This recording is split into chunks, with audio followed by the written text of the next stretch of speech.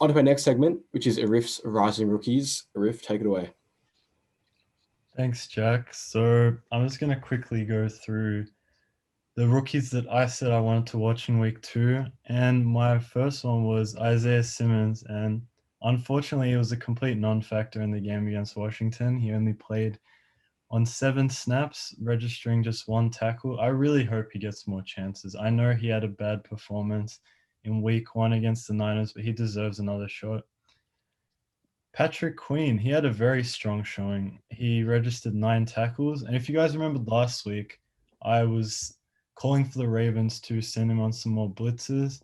He got sent twice in the game in week two against the Texans, and he registered a quarterback hit. So he is really dangerous, and I'm excited to watch him against the Chiefs. My third rookie was Joe Burrow, and for a guy as a rookie that completed 61 passes, he looked very impressive. Sorry, not completed. He attempted 61 passes. He completed 37 of them for 316 yards and 3 touchdowns with 0 interceptions. He did fumble twice though, and he lost one within his own 5 yard line, but mistakes happen. I think he looked really poised with some of his throws as he did in week one. And, I'm calling an upset alert against the Eagles in week three. So now for my rookie of the week, my honorable mention is James Robinson, the running back for the Jaguars. And he rushed for 16 times for 102 yards and a touchdown, while he also caught 3 passes. He's had 5 broken tackles in 2 weeks, which is top 10 in the league, and he's looking very strong. CeeDee Lamb, he was quite impressive as well. He was the first rookie wide receiver to gain 100 yards in a game.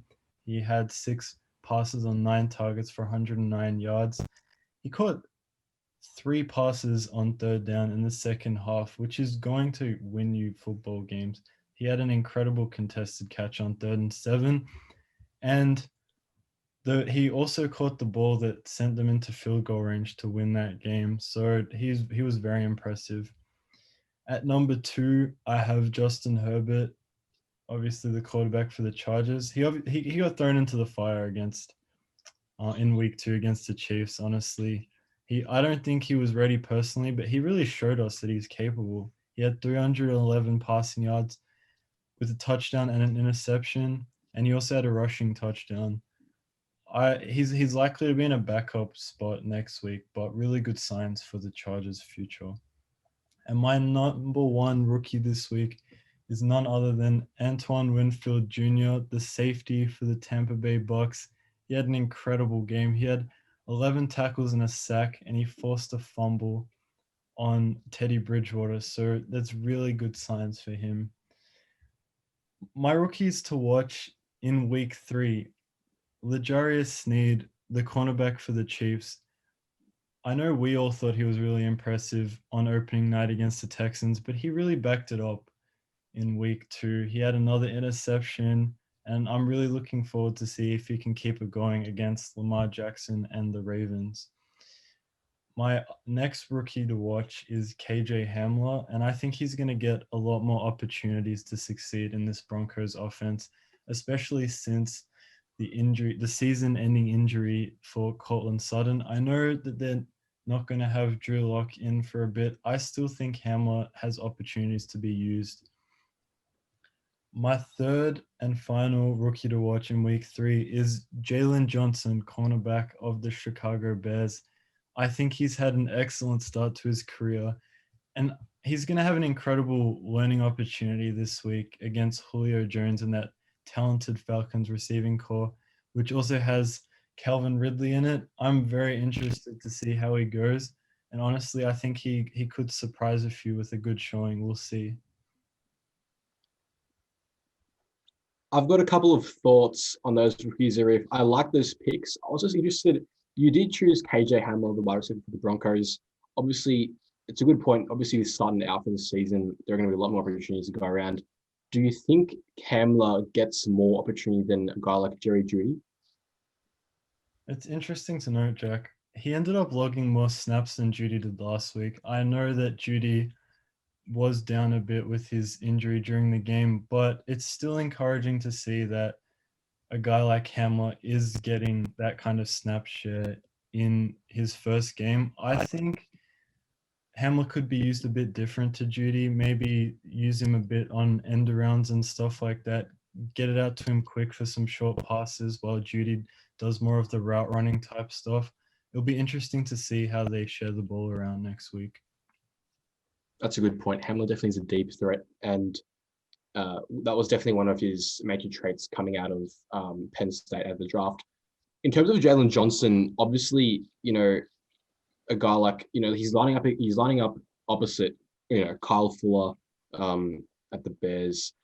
Do you think, because I think Kyle Fuller gets the matchup against Julio Jones, but obviously there is still Calvin Ridley, who's been better than Jones so far, and the Falcons have arguably the number one or the best, wide receiver number 3 in Russell Gage, who's been really good as well. So it's going to be a really tough task for not only Johnson, but the Bears secondary to handle those 3 guys. Do you reckon?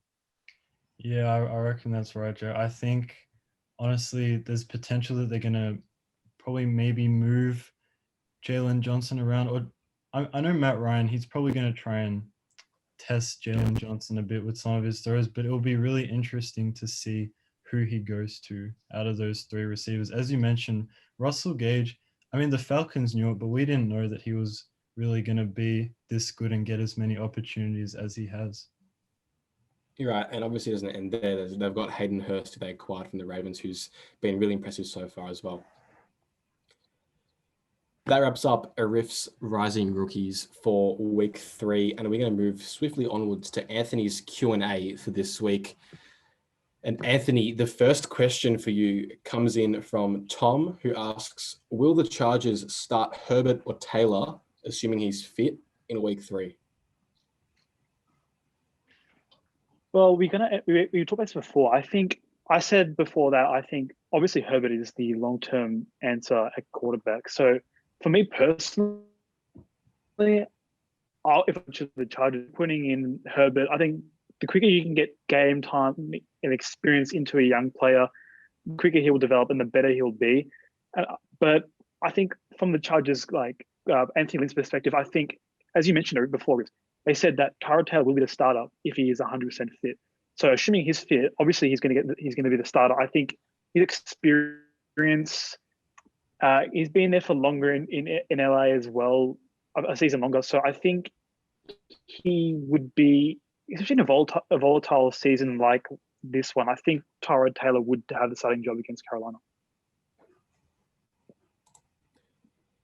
The second question comes in from Atlanta Falcons Australia, who asks, can the Falcons bounce back from their 0-2 start?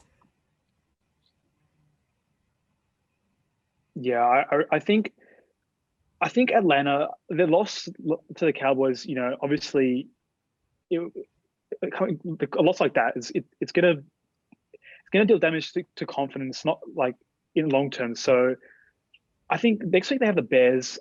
They're 0-2. I expected them to go somewhere between 11-7 and 10-6. But I think this game against the Bears in Atlanta, it's a really, really crucial game. I think the Bears are 2-0, but they haven't played the hardest teams in the NFL so far. So I think this is a test that Atlanta is for the Bears. They are. So I think they can bounce back, but and I think the matchup between Julio and Matt Ryan, talk about it so much, that'll be a defining factor as to whether or not they can do that. And I think it'll be a good test this week. Sorry, Anthony. You said 11-7. Do you mean 11-5 or 9-7? Yeah, sorry, 11-5. Yeah. All right. Just wanted to clear that up. The next question comes from Bolstered Up Sports, and he asks, what 2-0 team do you believe in more, the Raiders or the Bears? Well, this is an easy one for me. I think the Raiders are. I probably believe more in the Raiders as the 2-0 team here, like the better one. But I mean, I don't take away anything that the Bears have done in the past couple of weeks. The win against the Giants, obviously the Giants aren't tracking too well, but I think their defense was very gutsy in that win. And the Giants did challenge late, and they they really stood up and like delivered. But I think the Raiders win against the Saints, that's the kind of win that really, it changes the course for that organization. It's something that the players believe. I reckon the players in the locker room will be like, to beat the Saints, they'll really lift their confidence. And I think a win like that, we should see the Raiders exceed expectations in 2020 with a win like that. So our fourth and final question for you this week, Anthony, comes from Llama Bacon 007. And he asks, what's the main cause of the injury bug going on around the NFL? It's a good question. I wish I could answer that, but I think if considering all the factors that have made this season different to any other season, the single factor that would probably be the reason for this is the preseason. I think having players play against just the same players on defense within their own team. I think the experience of playing preseason games is really crucial, and I think we've seen it this year in terms of all the injuries. Also, it is worth noting that the last stadium, that there was an issue with the ground that had caused a lot of the on between the 49ers and the Jets were blamed on the turf conditions. That's something that has kind of exacerbated the issue that we've seen during week 2. But I think the lack of preseason games is probably the main factor here.